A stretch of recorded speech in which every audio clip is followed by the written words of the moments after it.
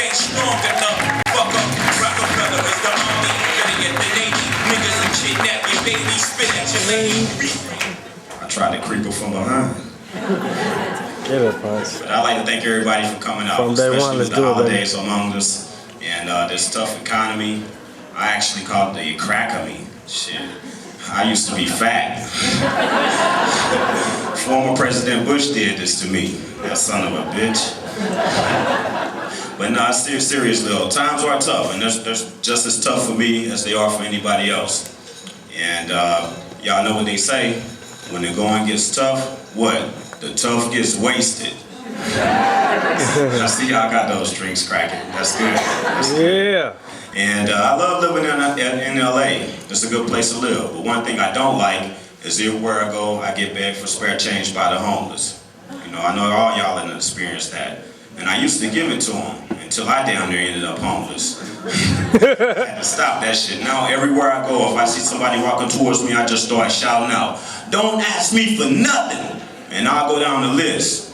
I ain't got no spare change, no spare cigarettes, no spare directions. I ain't got shit for you. But I must say, there's certain things that determines who you give your spare change to and who you don't give spare change to, right? Now the guy in the wheelchair with one leg holding the God bless sign, kind of hard to pass that guy up. The clown over here in designer clothes, I mean Air Jordans, smoking whole cigarettes, not butts, whole cigarettes. And on top of that, he's fat. You know, being fat is not a good look when you're out there begging for spare change. That's the first thing I'm looking at is that spare tire. I'm like, nah, dog, I can't help you out. In fact, I'll flip it on him. Can I get a little spare change? Can I get a spare cigarette? Can I get a spare sandwich or something? Look like begging a little too good to your ass.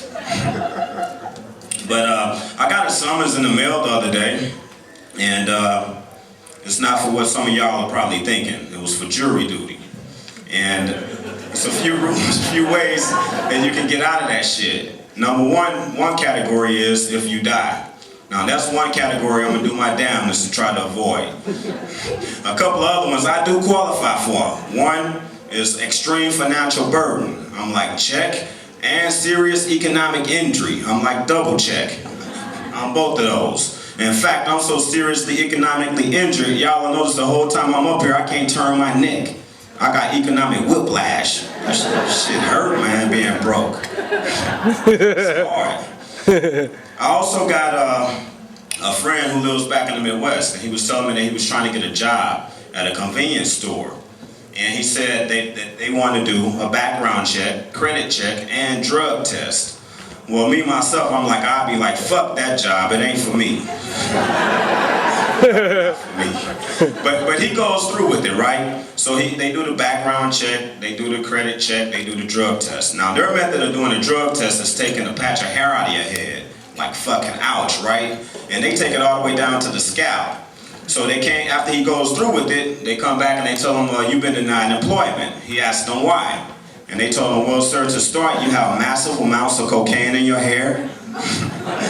Not just cocaine, massive amounts. It's like this motherfucker been shampooing with cocaine. You know, the true meaning of brain freeze. But, so, besides that, they told him also, yeah, besides the brain freeze and all of that, you also are ex-con with horrible credit.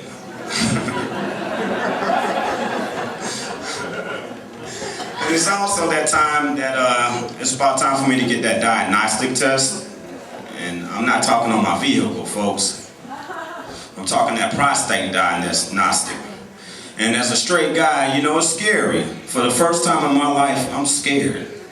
One of my biggest worries is that I'll walk in to get the test, and my doctor got hands the size of Shaquille O'Neal. I'm not that big of a guy, okay? Index finger the length of a ruler, talking about, okay, Punch, bend over.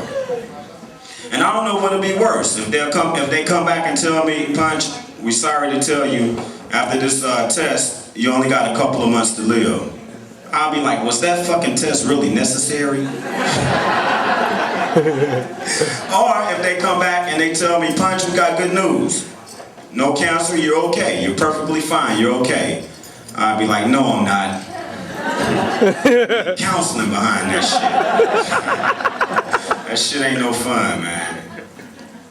And, oh yeah, another thing that I wanted to talk about, it's almost my time. I'll just hit y'all with a couple of one-liners.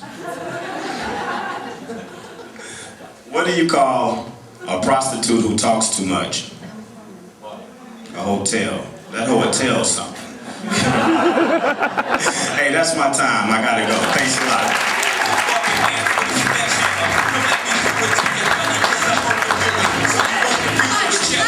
Yes! We like his little joke at the end. Knock, knock. All right, cute. Coming to the stage next, this next gentleman, what can I say? He is one twisted son of a bitch. Can you give it up for a regular here at our shows? Of course. Let's hear it for Mr.